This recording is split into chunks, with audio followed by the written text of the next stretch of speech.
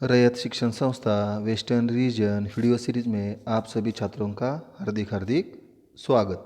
कक्षा 9वीं विषय हिंदी पूरक पठन छठा ए सखी वीडियो क्रमांक 13। नमस्ते बच्चों, आज हम ए सखी यह कवि आमिर खुसरो जी का पूरक पठन देखेंगे। इस पूरक पठन में आमिर खुसरो जी ने पहेलियाँ और मुकरे से हमें जो संदेश दिया है वह देखने वाले हैं। तो पहले कवि का परिचय देखते हैं और बाद में पद्य संबंधी की जानकारी देखकर पद्य के चरण या मुखरिया देखेंगे। हिंदी लोक भारती 9वीं कक्षा छठा ए सखी पूरक पठन आमिर खुसरो। कवि का परिचय। जन्म 1253 पटियाली एटा उत्तर प्रदेश में हुआ था। मृत्यु 1325। परिचय। अबुल हसन एमिनुद्दीन खुसरो जनसाधारण में आमिर खुसरो के नाम से प्रसिद्ध है। वे पहले व्यक्ति थे जिन्होंने हिंदी, हिंदवी और पारसी में एक साथ लिखा। आमिर खुसरो अपनी पहेलियों और मुखरियों के लिए जाने जाते हैं। प्रमुख कृतियाँ तुहफा तुस सिगर, वसुतुल हयात, गुरातुल कमा, नेहातुल कमाल, दोहे, घरेलू नुस्खे उसके, कह मुखरिया, दु सुखने, ढोको सले, अनमेलिया, उलट बासिया आदि।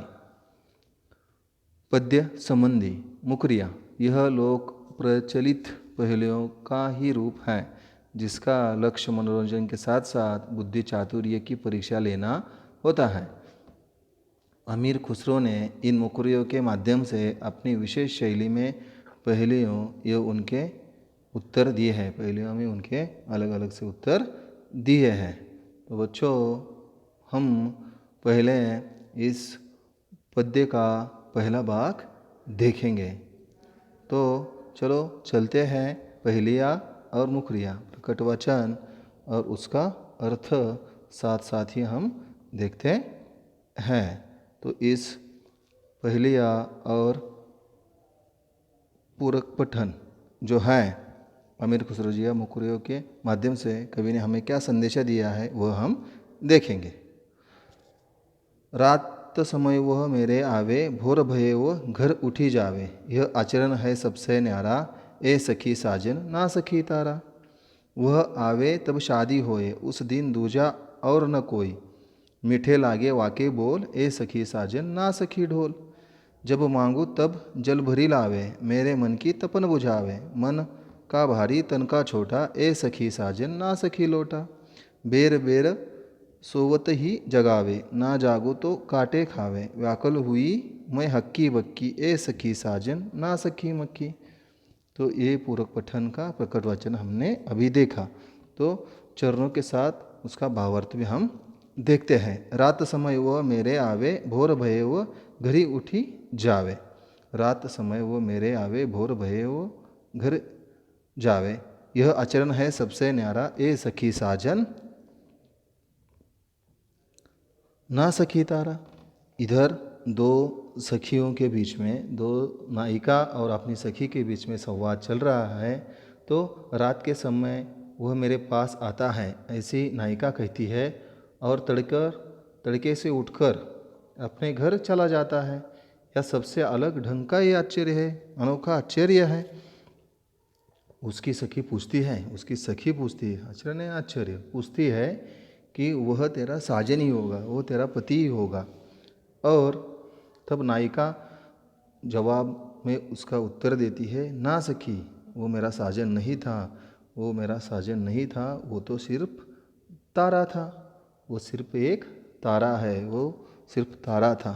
तो ऐसे ही इस पहेली से, मुखरिया से सखी और उसकी जो नायिका है उन दोनों के बीच में संवाद चल रहा है। तो पहले का उसने ऐसा अलग तरह से आंसर उसका दे दिया कि लगा सभी को साजन ही होगा, लेकिन वो साजन नहीं था, वो सिर्फ तारा था। आगे, वह आवे तब शादी होए, उस दिन दूजा और न कोई, मीठे लागे वाके बोल, ए सखी साजन ना सखी डोल। यहाँ नायिका कहती है, नायिका बोलती है, बताती है कि उसके आने पर शादी होती है। उस दिन अन्य कोई पूछ नहीं सकता, पूछ नहीं होती, अलग से कोई बात नहीं होती। उसके स्वर से बहुत मीठे लगते हैं, उसके स्वर बहुत मीठे लगते हैं, मीठापन होता है। और नायिका ही सखी नायिका से सखी पूछती है कि शायद वह तेरा साजन ही है, वह तेरा साजन ही होगा। लेकिन वहाँ नायिका जवाब देती है कि वो मेरा साजन नहीं है, वो तो सिर्फ ढोल है जो शादियों में बजता है, होता है। ऐसा इस मुखड़े के माध्यम से वह नायिका अपनी सखी से उस पूछी हुई मुखड़ी या पहेली का जवाब देती है। आगे, जब मांगो तब जल भरी लावे, मेरे मन की तपन बुझावे, मन का भारी तन का छोटा, ए सखी साजन ना सखी लोटा। यहाँ नायिका कहती है कि जब मैं उससे मांगती हूँ तो यह पानी भर लाता है, जब मैं उसे मांगती हूँ, मुझे प्यास लगती है, तब ये पानी भर के लाता है और पानी भर के लाता है, मेरे मन की गर्मी बुझाता है, मेरी प्यास, मेरी तपन बुझाता है। और उसका दिल बहुत बड़ा है, उसका मन भारी तन का छोटा है, बहुत दिल उसका बड़ा है, शरीर उसका बड़ा है। उसकी सखी पूछती है नायिका से, बात करती कि क्या वे सच में तेरे साजन हैं, तेरे साजन ही होंगे, साजन ही है।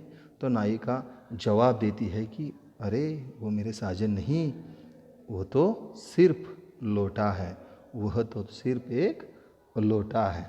तो ऐसी इस मुकरी से पहले से वो नायिका और सखी के बीच में संवाद हो रहा है, अलग अलग से उत्तर और साजन नहीं होता वो, ऐसी कुछ बात अमीर खुसरो जी यहाँ बताते हैं।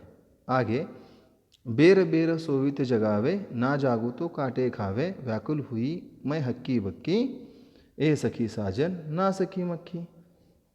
यहाँ नायिका कहना चाहती है, नायिका बताना चाहती है कि वह बार बार मुझे सोते से जगा देता है, मैं सोई होती से, बेर बेर यानी बार बार मैं सोई होती तो जगा देता है और नींद से मुझे जाग लेता है, और यदि मैं नहीं जागती तो वो मुझे काट खाता है, ना जागू तो काट खावे, काटे खाने में, काटे यानी काटना, मैं नहीं जागती तो वो मुझे काटता है, काट खाता है। और इससे मैं विकल और आश्चर्यचकित, व्याकुल हुई मैं हक्की हुई, इससे मैं विकल हो चुकी हूँ, आश्चर्यचकित हो चुकी हूँ, हक्की बक्की यानी आश्चर्यचकित होना, वैसी मैं हो गई हूँ। नायिका की सखी उससे पूछती है, नायिका की सखी उससे कहती है, या अभी तो सच में ही वे तेरे साजन होंगे, अभी तो सच में ये सखी तेरे वो साजन ही होंगे।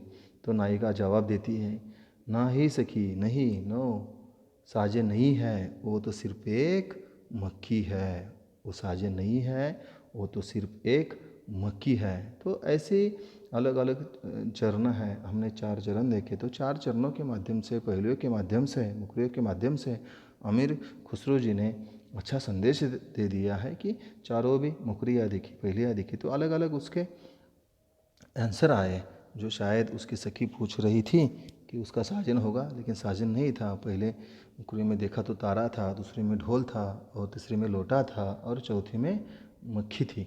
ये अलग अलग से आंसर उसके मिल गए। तो आगे और इस सखी और ये नायिका, इन दोनों के बीच में कौन कौन सी पहेलियाँ और मुखरियाँ होती है, वो हम अगले वीडियो में देखेंगे। आमिर खुसरो जी ने क्या वार्तालाप उन दोनों के बीच में हुआ है, वो सब कुछ आने वाले दूसरे भाग में ये सखी के देखेंगे। तब तक के लिए धन्यवाद।